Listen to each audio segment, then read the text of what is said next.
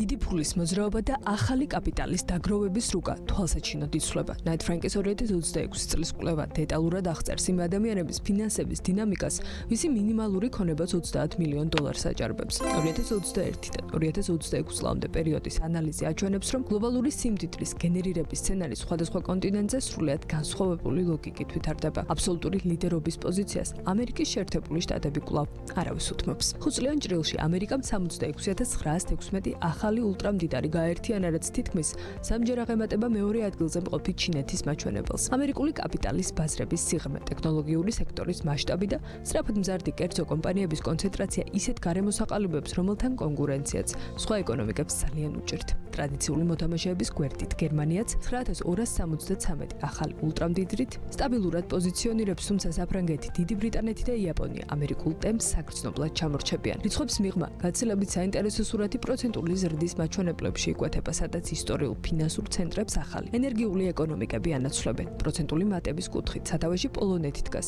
სადაც ულტრამდიდრების რაოდენობის 109%-იანი მატება ფიქსირდება. მესამე პოზიციაზე 94%-იანი ზრდით თურქეთი ინაცვლებს, ხოლო მათ გვერდით 93%-იანი მაჩვენებლით რუმინეთიც ჩნდება. ეს უეცარი ზრდა სრულიად ლოგიკური და გასაგებია, რადგან ახალი მილიონერების გაჩენასა და ფინანსების დაჩქარებულ გენერირებას ინდუსტრიული ექსპანსია, ინფრასტრუქტურაში ჩადებული მსხვილი ინვესტიციები და მზარდი საფინანსო სექტორები განაპირობებს. კაპიტალი ცხომ სწორედ იქ იყრის თავს, სადაც ბიზნესის კეთების არეალი აქტიურად ფართოვდება. ამ პროცესს კარგად ასახავს საბერძნეთის, ჩეხეთისა და ისრაელის მოწინავე პოზიციებიც, რაც ტრადიციული ჰაბების მიღმა სიმდიდრის ახალი კერების გაჩენაზე მიუთითებს. ამავე სიაში მოწინავე პოზიციებს ახლო აღმოსავლეთის ქვეყნებიც იკავებენ, სადაც კატარი 7%-იანი მატებით მეორე ადგილას ხვდება. სპარსეთის ყურის სახელმწიფოების, კერძოდ კატარისა და საუდის არაბეთის მსგავსი შედეგი ენერგეტიკული შემოსავლების მაღალნიშნულსა და ეკონომიკის დივერსიფიკაციისკენ მიმართულ ეფექტიან ნაბიჯებს უკავშირდება. საუდის არაბეთში ულტრამდიდრების რაოდენობის 69%-იანი მატება დასტურდება, რაც ადგილობრივ ბაზარზე ფინანსების დაჩქარებული ტემპით აკუმულირებას ხელს უწყობს. ასეთ რეალობაში